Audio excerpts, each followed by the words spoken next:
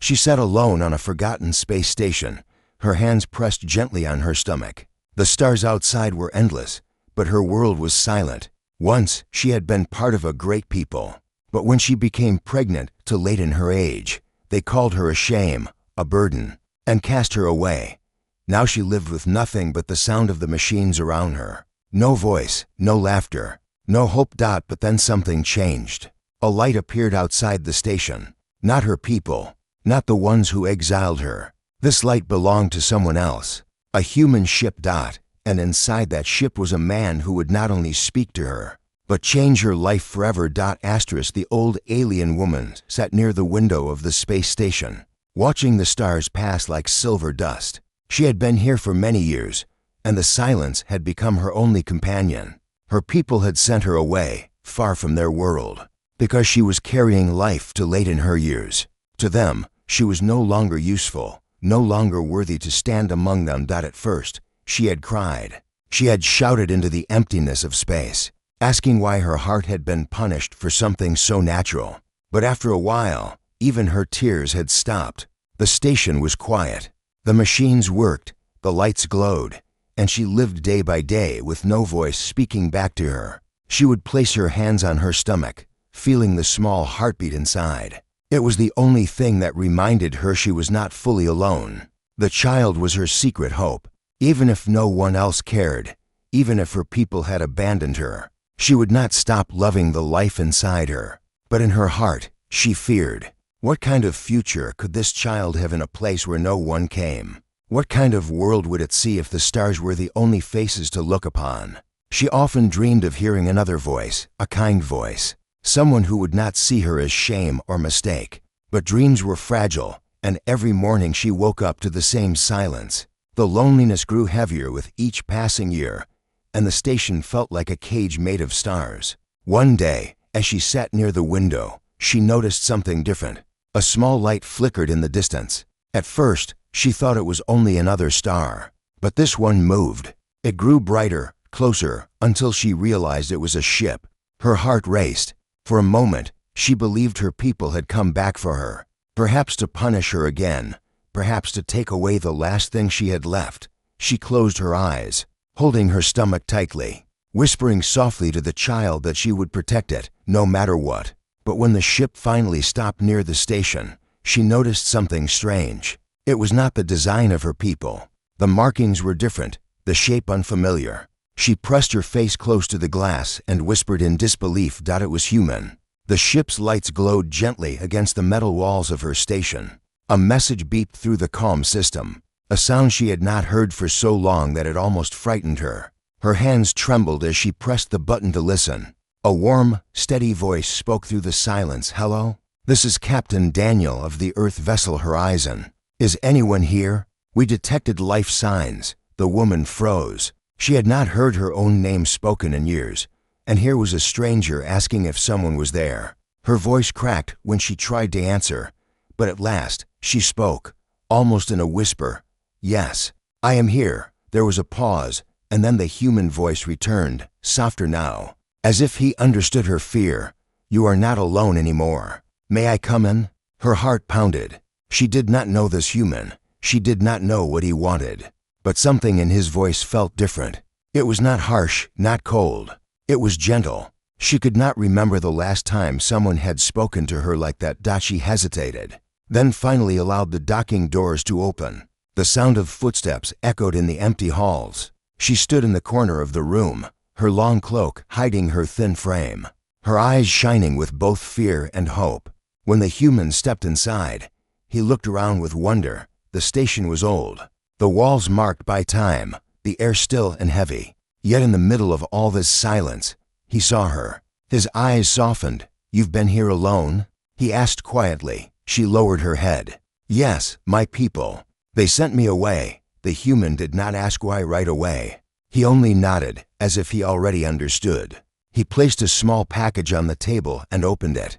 Inside were fruits, bread, and warm water. The smell filled the room, and she almost cried as the memories of long-forgotten meals touched her senses. "Eat," he said kindly. "No one should live in silence like this." She stared at him, her hands shaking as she reached for the food. It was the first true gift she had been given in many years. She took a small bite, and tears rolled down her face. The human sat across from her, patient, not pushing, not asking questions. At last, when she found her voice, she whispered, "Why? Why would you help me? You do not know me." He smiled softly. "Because no one should be forgotten. Not out here. Not anywhere." Her chest tightened. The words felt unreal, like a dream she did not want to wake from. For the first time in many years, she felt something more than sorrow. She felt a spark of hope. Outside, the stars continued to shine, but inside the station, the silence had been broken, and the old alien woman realized her life was no longer just waiting for the end. Something had changed. Someone had come. The woman sat quietly, her eyes never leaving the human who had entered her lonely world. The space station, which had always been filled with silence, now carried the sound of another person's breath, the gentle rustle of movement, and the soft clink of the food he had brought. It felt strange, unreal, as if she might wake up and find it all a dream.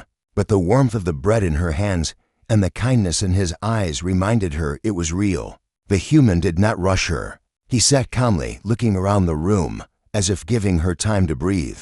For so long, she had known only fear of judgment, fear of rejection. But this man did not look at her with disgust or pity.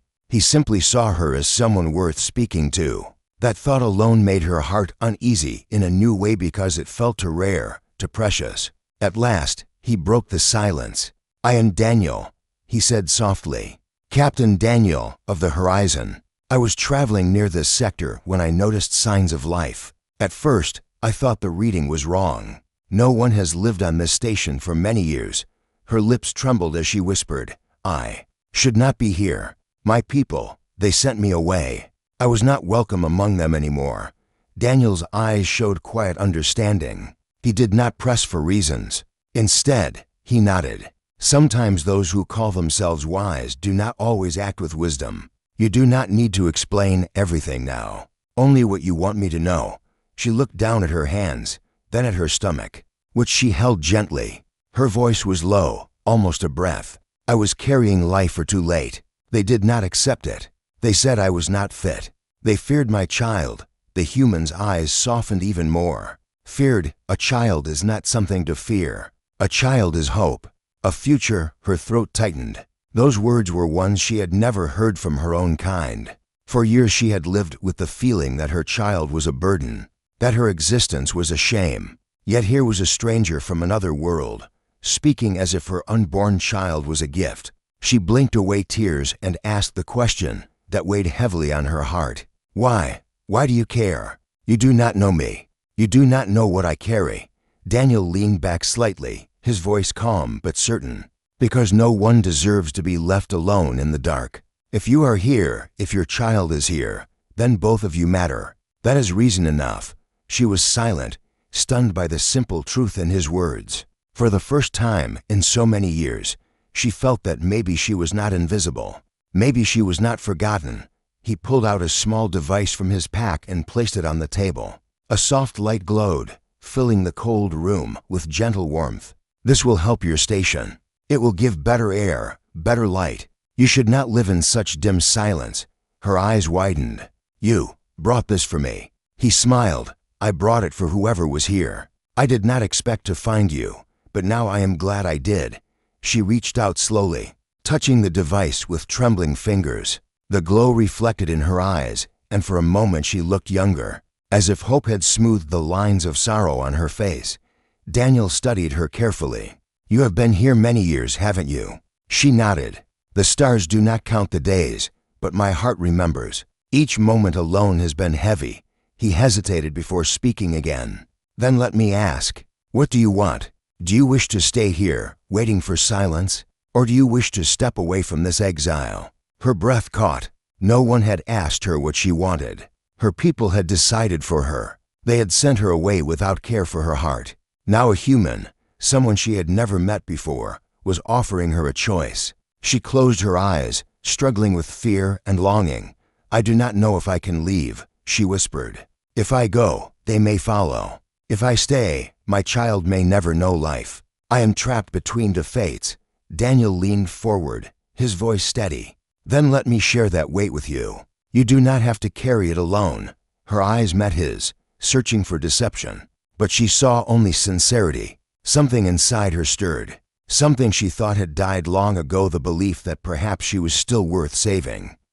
The station hummed quietly round them, the stars burning silently outside. But inside the room something had changed. The walls that once held only despair now carried the sound of a human promise. She did not yet know if she could trust it fully, but for the first time in so long, she wanted to try it. Daniel stood, glancing at the small window where the stars stretched forever. "Tomorrow, I will bring supplies, food, medicine, anything I can spare. And if you allow it, I will sit here with you again. You should not face this night alone." She rose slowly, her voice soft but clear.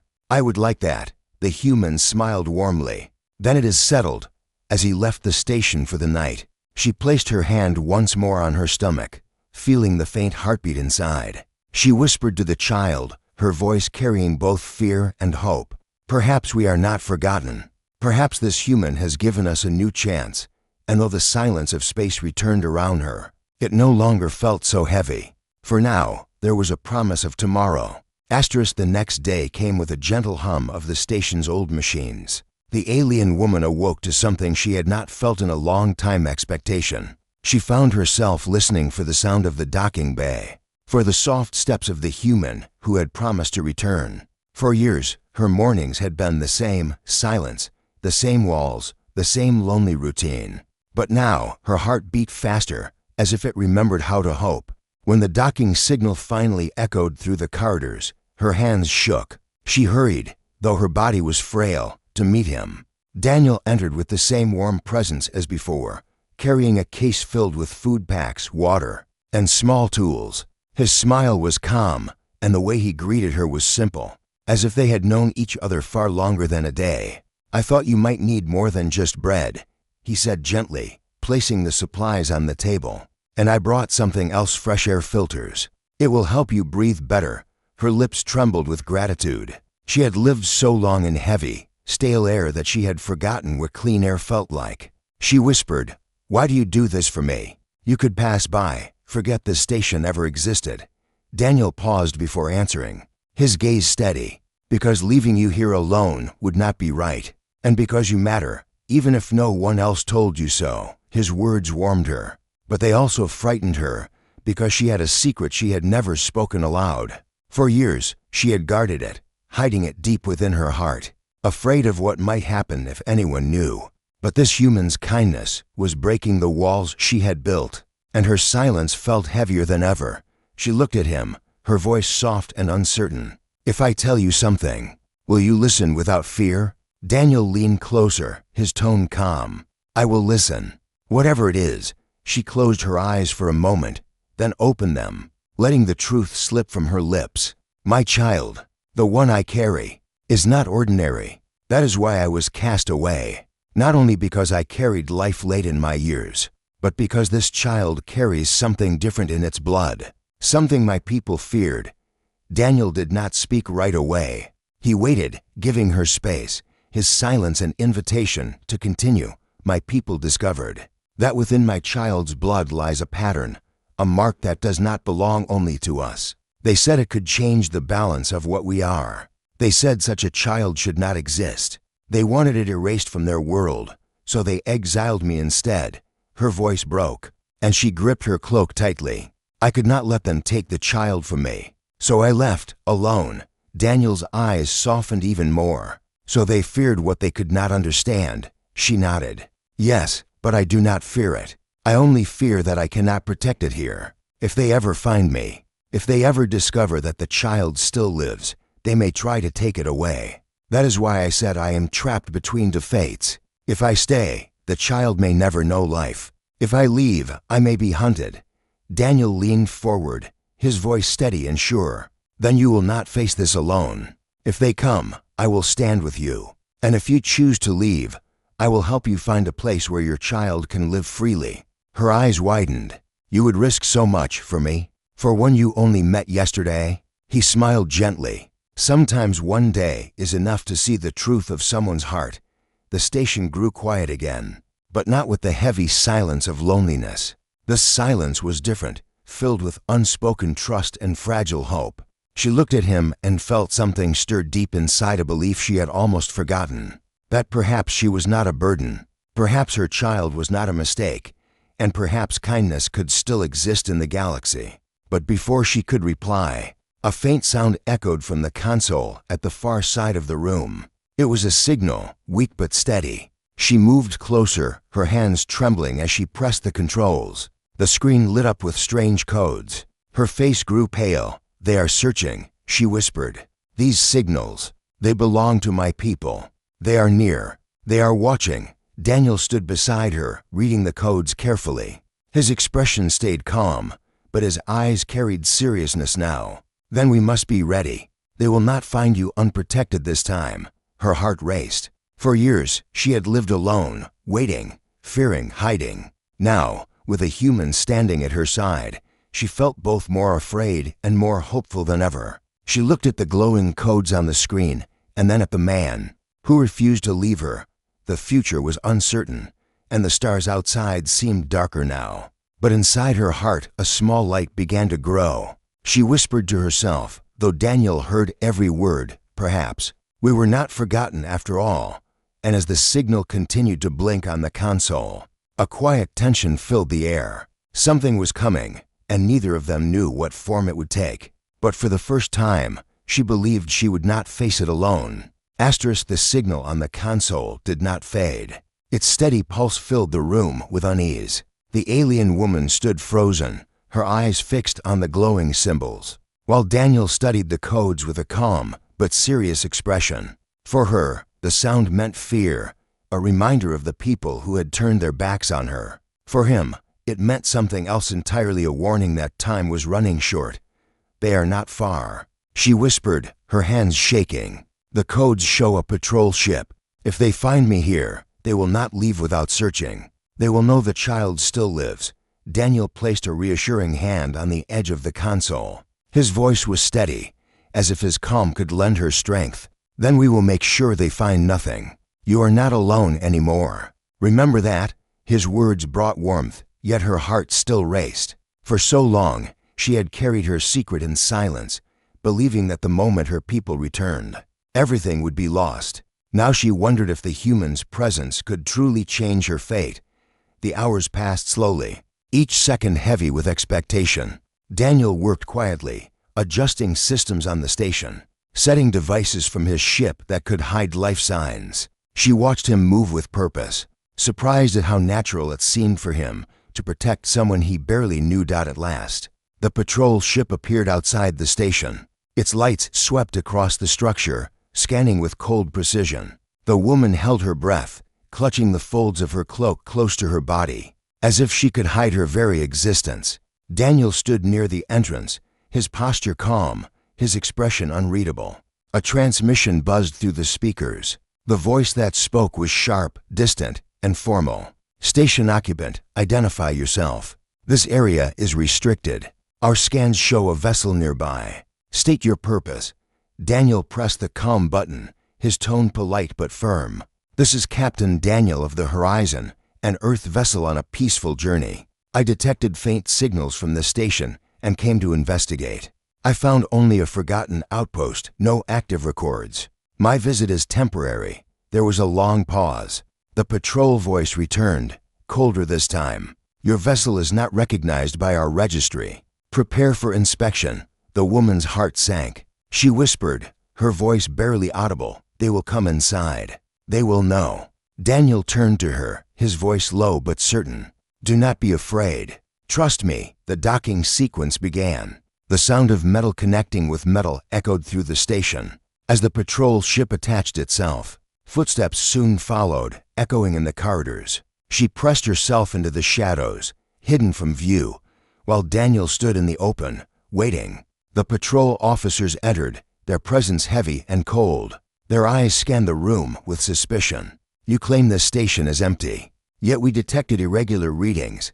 Daniel gave a small shrug.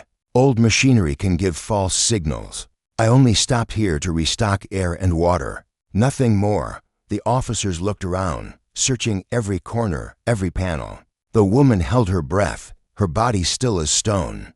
Daniel kept their attention with calm conversation, asking simple questions, speaking of his journey, never allowing their suspicion to settle too long.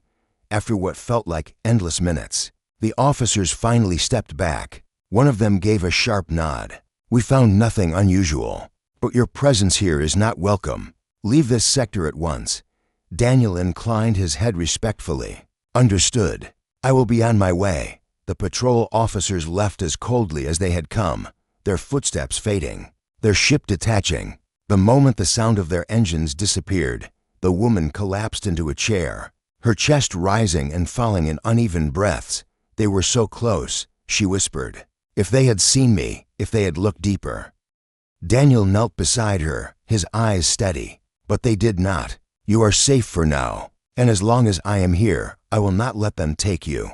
Her eyes filled with tears she could no longer hold back. For so long, she had lived in fear of this moment, and yet the human had faced it with calm, shielding her without hesitation. She looked at him as if seeing something she had never believed in before. "You spoke to them as if you had nothing to hide," she said softly. "You risked everything for me." Daniel shook his head gently. "It was not risk, it was choice. No one deserves to be hunted for something as pure as carrying life. Not in my eyes." The station grew quiet again, but it was no longer the silence of despair. It was the silence that follows a storm, the silence that holds both relief and the weight of what could still come. She pressed her hand against her stomach, whispering to her child, "We are still here." Because of him, outside the window, the stars glittered cold and endless. Somewhere beyond them, her people still watched, still searched. But here, within these walls, she was not abandoned. For the first time, she allowed herself to believe she had an ally, and perhaps even a friend. The night stretched long, filled with unspoken questions. What would happen if her people returned in greater numbers? How long could she remain hidden? Yet amidst the uncertainty, one truth stood clear: she was no longer facing her exile alone. And that simple truth felt stronger than the fear that had once ruled her life. The human's visits became more frequent, and the old alien woman began to notice how much life had returned to her small world.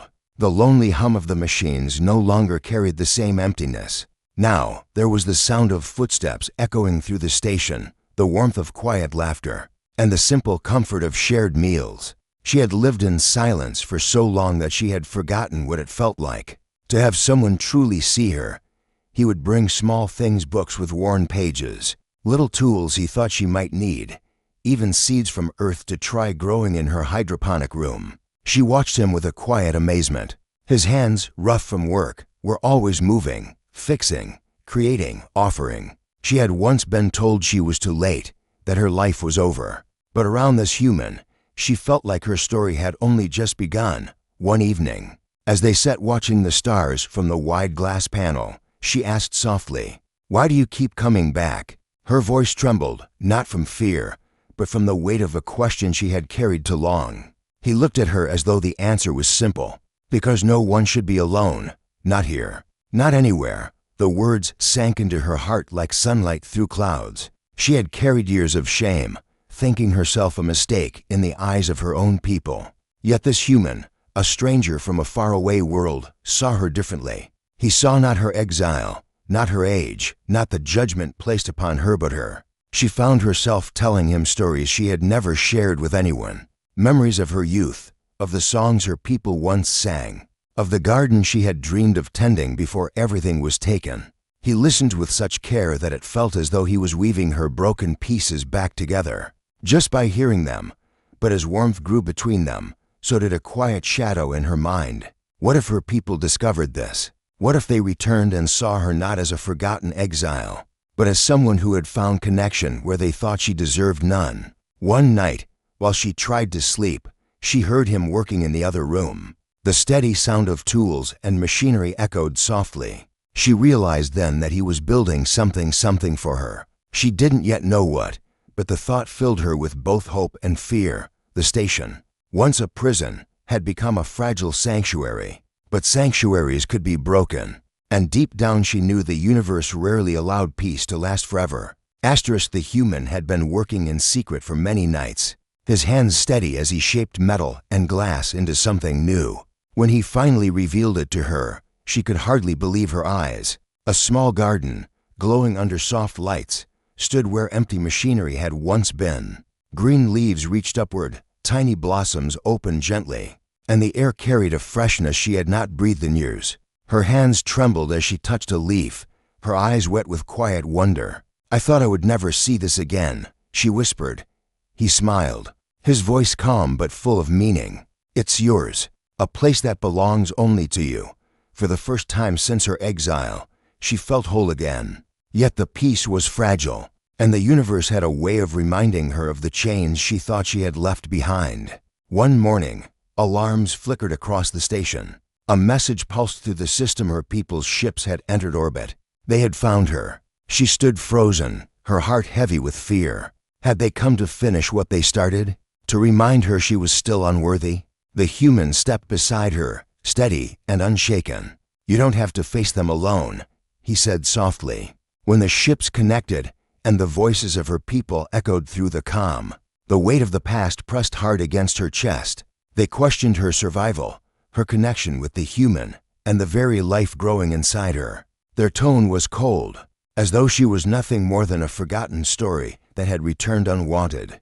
But something had changed within her. She was no longer the broken woman who had been cast aside. She looked at the human, at the garden he had built, at the small flicker of hope she carried within her. And she spoke, her voice calm but unshakable.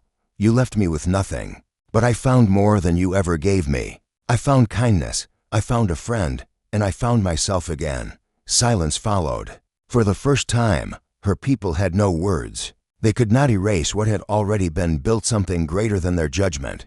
The human gently placed his hand over hers. She felt strength flow through that simple touch, not the kind born from power, but from loyalty and care. When her people's ships finally withdrew, leaving her in peace, she realized the truth. She was not defined by exile anymore. She was not the woman who had been cast out. She was the woman who had been found. And as the stars stretched endlessly beyond the glass, she knew her story was no longer one of silence, it was one of beginning, of belonging, and of hope.